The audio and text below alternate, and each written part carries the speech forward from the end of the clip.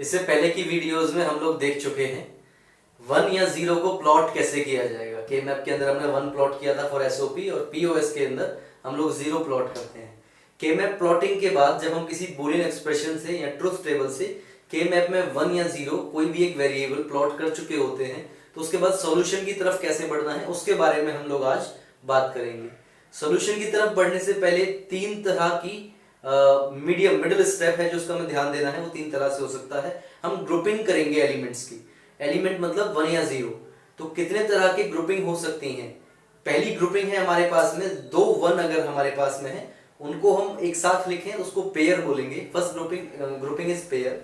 Second grouping is 4 adjacent cell having same element, यानी कि अगर 4 1 हमारे पास है एडजेसेंट सेल्स में है उसको हम क्वाड बोलेंगे। Third is octet. Obviously by name it means हमारे पास 8 एलिमेंट्स एक जैसे हैं और जो सभी के सभी हमारे एडजेसेंट सेल्स में रखे हुए हैं। ठीक है, तो 3 तरह की ग्रुपिंग हो सकती है। पहली ग्रुपिंग हम लोग देखते हैं। अच्छा, हम जो चीज सीख चुके हैं उसको मैं बता देता हूं। हम लोग के मैप की प्लॉटिंग सीख चुके हैं, तो के मैप हम लोग कैसे बनाते थे वो देख लेते हैं। हमने 4 वेरिएबल्स का के मैप लिया है from the very beginning. 4 variables का के मैप मतलब 2 की पावर 4, यानी कि 16 नंबर ऑफ सेल्स होंगी। 16 नंबर ऑफ सेल्स हैं। This is 4, this is 4, 4 by 4 is 16। हमने उनकी नंबरिंग की है। मैंने बताया था नंबरिंग करते हुए आपको जो नंबर याद रहता है वही याद रखो। 0 1 2 3 4 5 6 7 8 9 10 11 12 13 14 15। थर्ड कॉलम फोर्थ कॉलम को इंटरचेंज करना है, तो 0 1 के बाद 2 आता है, इसको इंटरचेंज कर दिया, 2 यहां 3 यहां पर। ऐसे ही इन सभी में है। थर्ड रो और फोर्थ रो को इंटरचेंज करना है। 7 के बाद 8 आएगा, हमने इसमें रखने की बजाय वो 8 9 और 10 11 फोर्थ रो में रखे हैं। थर्ड और fourth row interchange, third column और फोर्थ कॉलम इंटरचेंज। ठीक है, ये हमारा बन चुका है। ये ग्रे कोड्स हैं जैसा मैंने बताया था। 00 01 10 11, ये भी शफल्ड है कॉलम के हिसाब से, और ये हमारे ऊपर और नीचे ग्रे कोड्स हमने लिखे हैं। हर एक सेल का एक यूनिक ग्रे कोड होगा। जैसे इसका 00 00 0 0 0 0, ऐसे बोल सकता हूं मैं इसको कि इसका क्या ग्रे कोड होगा 0 0 0 0। ऐसे ही इसका यूनिक सेल नंबर भी है। और मैंने बोला था हम लोग सेल नंबर से याद रखेंगे, फिर भी इनको लिखेंगे। किस लिए लिखेंगे? क्योंकि ये ग्रे कोड यूनिक है। अब अगर मुझसे क्वेश्चन में कहा जाता है कि मुझे एसओपी के लिए आगे सॉल्व करना है, तो एसओपी के लिए मैं कैसे सॉल्व करूंगा? एसओपी में 1 इज नॉर्मल है ना। एसओपी में 1 इज नॉर्मल, तो 0 के लिए बार आएगा, तो मैं इसको ऐसे लिखूंगा ए बार बी बार, 0 बार बी। कोई 0 नहीं है, कोई बार नहीं है। पहला वाला 1 बार नहीं है, दूसरा वाला 0 बार। जहां 0 आएगा वो बार, क्योंकि घर वाला एलिमेंट जो है वो 1 है एसओपी में, बाहर वाला 0 है। तो सी बार डी बार, सी बार डी, सी डी बार। ये हमने इसके कॉरस्पॉन्डिंग हर एक ग्रे कोड के कॉरस्पॉन्डिंग एलिमेंट्स लिख लिए, इनपुट वेरिएबल्स लिख लिए। ठीक है, अब मैं आपको रैंडम अपनी मर्जी से कुछ 1 बताता हूं। जैसे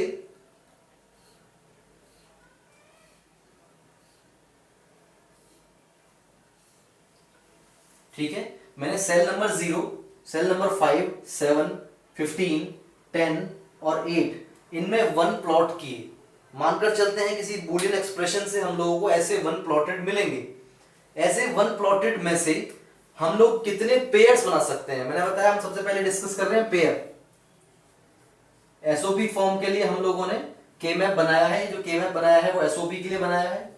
सम ऑफ प्रोडक्ट फॉर्म्स रहेंगी। इसके लिए corresponding A bar B bar C bar D bar, A B C D product है। ठीक है, एसओपी फॉर्म हो चुकी है, पेयर हो गया है। पेयर के लिए जो आपने समझना है कि पेयर कैसे बनेगा। पेयर मतलब 2 एनी 2 एडजेसेंट सेल। अगर 2 एडजेसेंट सेल्स को हमने एक साथ लगाया, ग्रुप किया, तो उसको हम बोलेंगे पेयर। तो कितने पेयर आपको दिखाई देते हैं? आपको इजीली ये वाला पेयर दिखाई देता है ना। एक आपको ये वाला पेयर दिखाई देता है, इजी है। ये 2 पेयर आपको बहुत इजीली दिखाई देते हैं, है ना। मैं थर्ड पेयर की बात करता हूं। ये भी पेयर बन सकता है, ये भी पेयर बन सकता है, या फिर फोर्थ पेयर ये भी बन सकती है। आप समझें, लेकिन ये 1 और ये 1 डायगोनली, इनका पेयर हम नहीं बनाएंगे। ठीक है, इस तरह के पेयर्स हमारे पास हो सकते हैं। ये दोनों 1 यहां भी हो सकते हैं, इधर भी हो सकते हैं, इधर भी हो सकते हैं। कोई भी दो एडजेसेंट सेल्स में 1 है, उनका हम पेयर बना सकते हैं। क्लियर है? अगर मेरे पास एक 1 यहां होता, इसको ध्यान से सुने, अगर मेरे पास एक 1 यहां होता और मैं इन दोनों का पेयर बनाना चाहता, तो एक पेयर तो ये हो गया, दूसरा पेयर ये हो गया।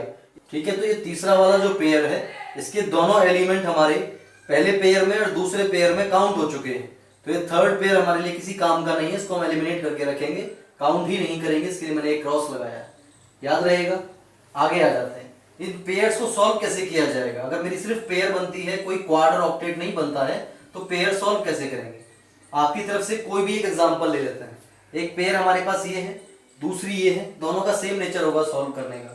जो अंदर बन रही है पेयर, उनका नेचर सॉल्व करने का एक जैसा है। मैं इस पेयर को लेता हूँ, थोड़ा सा टिपिकल दिखाई देता है, अदरवाइज सॉल्यूशन सबका इजी है। इसको पेयर 1 मानते हैं। ये सेल 0 और सेल 8। पेयर 1 की बात करता हूं, जिसमें सेल नंबर 0 और 8 है। ठीक है, आउटपुट क्या बनता है? आउटपुट बनाए आप।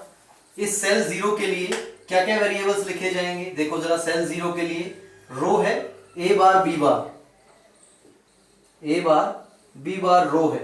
कॉलम कौन सा है? C bar D bar. पहला एलिमेंट, एक पेयर में 2 ही एलिमेंट होंगे तो 2 ही टर्म्स आने वाली है। दूसरा एलिमेंट कहां है? नीचे। रो क्या है? ए बी बार। कॉलम कौन सा है? C bar D bar. सही है? इसको सॉल्व करना है। देखो इनमें कॉमन क्या है ना? ए bar B bar C bar D बार, C bar D bar common है और बी बार भी कॉमन है। मैं इसको ऐसे लिख सकता हूं, A bar plus A, B bar common है, सी बार कॉमन है, डी बार कॉमन है। अब what is A bar plus A? जिसको बूलियन लॉज याद है इजीली सॉल्व कर लेगा, जिसको नहीं याद है वो समझ सकता है। Any variable A B C और डी, चारों वेरिएबल्स की 2 ही वैल्यू हो सकती हैं, या तो 0 या 1। तो जरा सोचो, अगर ए की वैल्यू 0 या 1 में से कुछ है, और तो ए का बार उसका अपोजिट होगा। फॉर एग्जांपल ए इज 1, ए का बार इज 0, 1 प्लस 0 इज 1। अगर ए 0 है तो ए का बार 1 होगा, 0 प्लस 1 इज 1। तो any variable if it is added to its bar, it will cause or it will conclude as 1 multiplied by b bar c bar d bar। b 1 multiplied by anything is anything, है ना? तो ये हमारा result बन गया। किसी pair को कैसे सॉल्व करेंगे? किसी भी पेयर को ऐसे सॉल्व करेंगे। कंक्लूजन जो याद रखने वाली चीज है वो क्या है? ए बी सी और डी 4 वेरिएबल्स का इनपुट था, जिसको हमने ईदर बाय ट्रुथ टेबल और बाय बूलियन एक्सप्रेशन के मैप में प्लॉट किया। के मैप में प्लॉट होने के बाद जितनी पेयर्स होंगी उनको ऐड करते चले जाएंगे। किसी भी पेयर को सॉल्व करने का तरीका क्या है? उस पेयर के अंदर 2 ही टर्म्स हो सकती हैं, क्योंकि वो पेयर है, 2 ही एलिमेंट्स हैं, 2 ही सेल्स हैं। उन सेल्स के कॉरेस्पॉन्डिंग वेरिएबल्स को लिखेंगे। वेरिएबल्स को लिखा, जो कॉमन है उसको एक तरफ रखा, और हर बार इस तरह की आइडेंटिटी यूज होगी। A bar plus A, B bar plus B, C bar plus C या D bar plus D is equal to 1 होगा। 1 मल्टीप्लाइड बाय जो कॉमन मटेरियल है वो आंसर आएगा। 4 वेरिएबल के इनपुट से 3 वेरिएबल का आउटपुट मिलेगा, मतलब एक वेरिएबल एलिमिनेट हो गया। तो आपने ये याद रखना है कि जब हम पेयर सॉल्व करते हैं तो हमारा n-1 वेरिएबल का आउटपुट आएगा हमेशा। 4 वेरिएबल्स के लिए के मैप था, तो पेयर के आउटपुट 3 वेरिएबल्स के होंगे। 3 वेरिएबल के लिए के मैप होता तो पेयर का आउटपुट 2 वेरिएबल्स के लिए होता। पेयर्स का मतलब ही था जोड़ा, 2 एलिमेंट हुआ करते थे, 2 सेल्स को एक साथ रखते थे हम लोग। क्वाड्स का मतलब है 4, है ना? तो 4 एडजेसेंट सेल्स को यूज करके हम क्वाड बना सकते हैं। तो आप देखो ये 4 एडजेसेंट सेल कैसी दिखाई दे सकती हैं। एक तो मेरे पास ये ऑप्शन है, इस तरह से 4 एडजेसेंट सेल एक साथ हो सकती हैं, एक पेयर बनाएंगी। मैं इन चारों का भी एक पेयर बना सकता हूं, लेकिन मैंने कुछ और एग्जांपल दिखाना है। जरूरी नहीं है स्क्वायर फॉर्म में 4 एलिमेंट्स मिले, हमें ऐसे भी 4 एलिमेंट्स मिल सकते हैं किसी एक ही रो में, और वो सबसे इजीएस्ट होगा। सॉल्यूशन में पता लगेगा कैसे। ठीक है, एक पेयर का तरीका ये हो गया, दूसरा पेयर का तरीका ये हो गया। एक और पेयर इसमें दिखाई देती है, वो आप लोग देखने की कोशिश करें कैसे।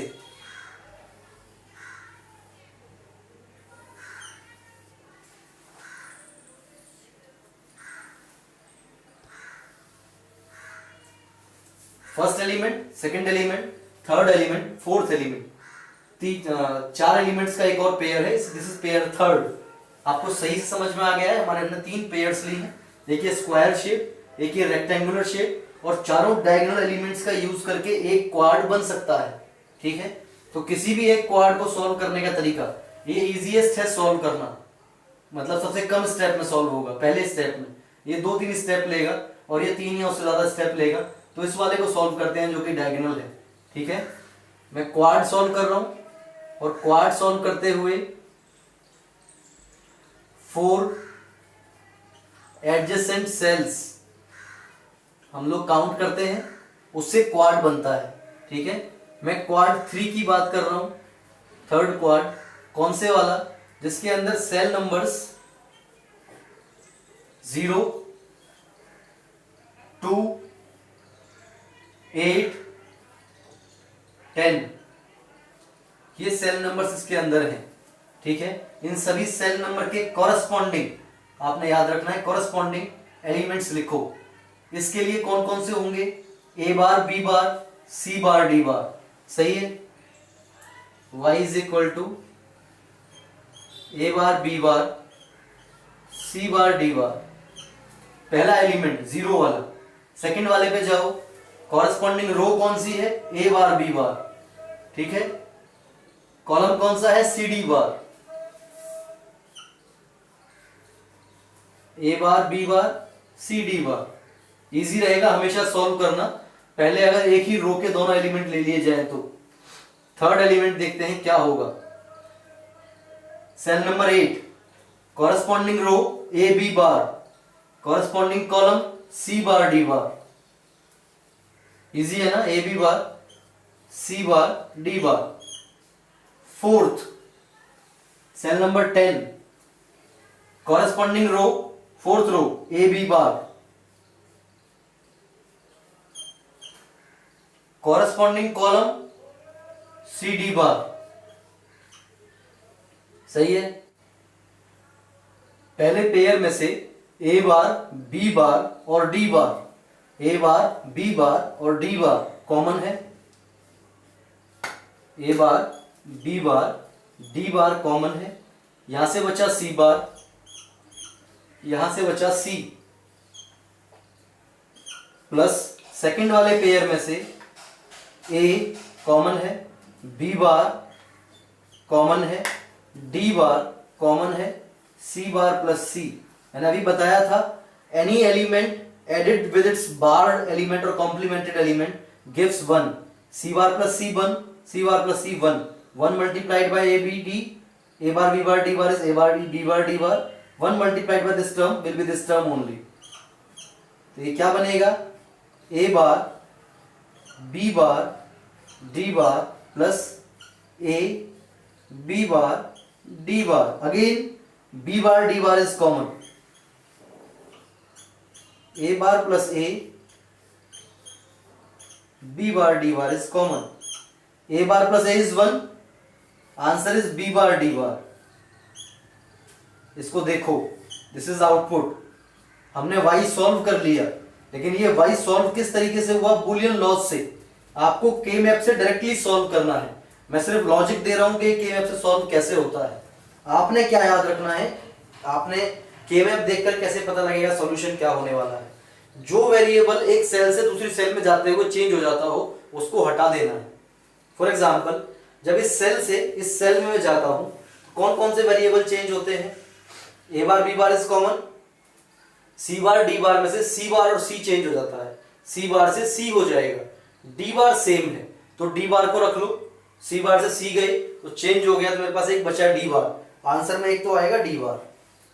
ठीक है, उसके बाद इधर से इधर जाता हूं तो वही सेम प्रोसीजर है, कॉलम चेंज वही वाले हो रहे हैं 1 और 4, तो सी बार और सी का चेंज है, डी बार बचेगा, मैं लिख चुका हूं। ऐसे आ जाओ, फर्स्ट रो से फोर्थ रो चेंज होती है जब हम नीचे के एलिमेंट्स में आते हैं। तो ए bar B bar, A B bar, A बार से ए कन्वर्ट हो रहा है लेकिन B bar as it is है, तो उस बी बार को आंसर में लिखा, दिस इज आंसर। समझ रहे हो? मैं क्लियर लिख सकता हूं, जैसे कि मैं इसमें आ जाता हूं, बोला सर आपने तो समझा दिया, इसमें भी एक बार बता दो। मैं इसमें बता देता हूं आपको ओरली कैसे होगा। एक रो है, सेकंड रो, एक रो है, थर्ड रो, ऐसे ही एक सेकंड कॉलम है, थर्ड कॉलम है। सेकंड रो से थर्ड रो जाते हुए क्या चेंज हो रहा है? ए बार से ए चेंज हो रहा है, एलिमिनेट कर दो, क्या बचेगा? बी।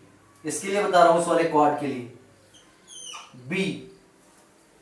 सेकंड कॉलम से थर्ड कॉलम जाते हुए सी बार से सी चेंज होता है, डी इज सेम, सी बार से सी चेंज हुआ तो उसको एलिमिनेट कर दिया, डी बचा। This is the answer for ये वाला क्वाड। सर इस वाले क्वाड का क्या होगा, है ना? इसमें सारे कॉलम चेंज होने वाले हैं, सी बार से इसमें जाएंगे, सी बार से सी बार है लेकिन डी बार से डी हो गया गया, सी बार से सी हो गया गया, तो ये दोनों सी और डी जो है एक एक बार सारे एलिमिनेट हो जाएंगे। बचेगा क्या? ए बार बी बार। इसलिए मैंने बोला सबसे सिंपल ये है। याद रखने की चीज क्या है कि पेयर्स में n-1 वेरिएबल का आउटपुट मिलता है, क्वाड्स में n-2 वेरिएबल का आउटपुट मिलेगा। 4 वेरिएबल का इनपुट के मैप था और 2 वेरिएबल के आउटपुट हमें मिल रहे हैं। ठीक है, इसके बाद देखते हैं कि ऑक्टेट के लिए कैसे बनाएंगे। चलिए ऑक्टेट शुरू करते हैं। मैंने सारे एलिमेंट्स को 1 से प्लॉट कर दिया था, सब जगह 1 फिल कर दिया है ना, इसमें कुछ घबराना नहीं है। 8 सेल्स को एडजेसेंट रखेंगे तो ऑक्टेट बनेगा। वो 8 सेल्स ये हो सकते हैं 4 + 4, या फिर वो 8 सेल्स ये हो सकते हैं, इसको मैं अपोजिट कर दूं, ऐसे की जगह ऐसे कर लूं। इन 4 एलिमेंट्स के साथ ये लास्ट वाले 4 एलिमेंट्स को मिला करके भी ऑक्टेट बन सकता है। ऐसे ही ये 8 एलिमेंट्स को मिला करके भी ऑक्टेट बन सकता है। ठीक है, तो किसी एक ऑक्टेट के लिए हम लोग काम करेंगे। फॉर एग्जांपल हम ये वाला ऑक्टेट ले लेते हैं। हर बार हमने बीच वाले ऑक्टेट्स क्वाड्स को छोड़ दिया था, ग्रुप्स को। ये वाला ग्रुप लेते हैं, एक ये वाली रो है, दूसरी ये वाली रो है। अगर मैं आपको डायरेक्ट रिजल्ट बताऊं तो कैसे बताऊंगा? Sir first, second, third, fourth हर एक कॉलम इन्वॉल्व हो गया है। अगर हर एक कॉलम इन्वॉल्व हो गया है तो सी बार से सी और डी बार से डी। देखो सी बार 2 बार आया, उसके बाद सी आ गया, है ना। डी बार से डी आया, फिर डी आया, फिर डी बार आ गया। तो चारों कॉलम में जब भी हम चलेंगे तो ऊपर के दोनों कॉलम नंबर्स जो हैं, कॉलम वेरिएबल्स जो हैं वो एलिमिनेट हो चुके होंगे। तो हमारे पास क्या होंगे? 2 वेरिएबल्स, ए बार बी और ए बी। जब हम ए बार बी से ए बी जाएंगे तो ए बार से ए चेंज हो रहा है, बचेगा बी, तो उसका आउटपुट शुड बी बी। देखते हैं निकल करके आता है या नहीं। ठीक है, सॉल्यूशन करेंगे, बहुत इजी है। सबसे पहले क्या करना है, इस एलिमेंट के कॉरेस्पॉन्डिंग वेरिएबल्स लिखने हैं, फिर इस वाले के, फिर इस वाले के और फिर इस वाले के। यानी कि 4 टर्म्स हमारे पास ऐसे होंगी और 4 टर्म्स हमारे पास ऐसे होंगी। समझ में आ रहा है? लिख लेते हैं। y is equal to 8 terms total आएंगी। इस वाली टर्म के लिए आप बताएं, a bar b c bar d bar.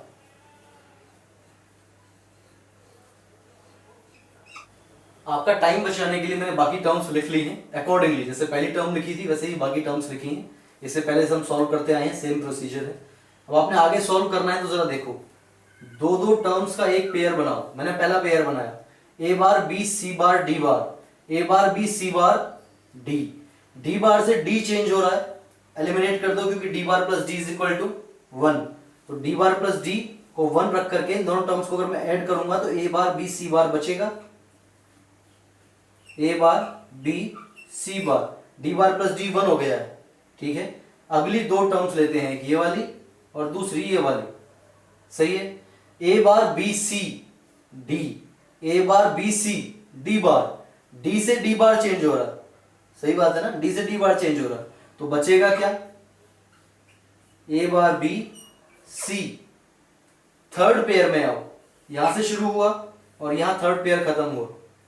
Pair मतलब 2 टर्म्स का pair, a b c bar d bar, a b c bar d, d बार से d चेंज हो रहा है। बचा क्या? a b सी बार, सही है। फोर्थ पेयर इससे बनेगी ABCD, ABC, D बार, D से D बार चेंज हुआ, कॉमन क्या बचा? ABC। अगेन हमारे पास 4 पेयर्स है, ये 2 पेयर हैं जिसमें C बार से C चेंज होता है। पहली पेयर में C बार से C चेंज हो रहा है, बचेगा क्या? A बार B, सही है। दूसरी पेयर में ABC बार ABC, तो AB हुआ कॉमन और C बार से C कन्वर्ट होने की वजह से C bar plus C is equal to 1। इन दोनों का एक पेयर बनेगा, A बार से A कन्वर्ट हो रहा है, B is common, A bar plus A is 1, 1 multiplied bye B is B, this is B, this is B। आप के मैप से सीधा सॉल्यूशन निकाल सकते हैं और वो सॉल्यूशन सही है या नहीं मैंने प्रूव कर दिया है बाय बूलियन एक्सप्रेशंस या बूलियन लॉज यूज करके, ठीक है। तो ऑक्टेट बन गया हमारे पास में, क्वाड बन गया और पेयर बन गई। प्रायोरिटी रूल आपको हमेशा याद रखना है, ऑक्टेट, क्वाड और पेयर में से अगर आपको गिवन एलिमेंट्स में ऑक्टेट बनता हुआ पहले दिखाई देगा तो सबसे पहले प्रायोरिटी आप ऑक्टेट को देंगे।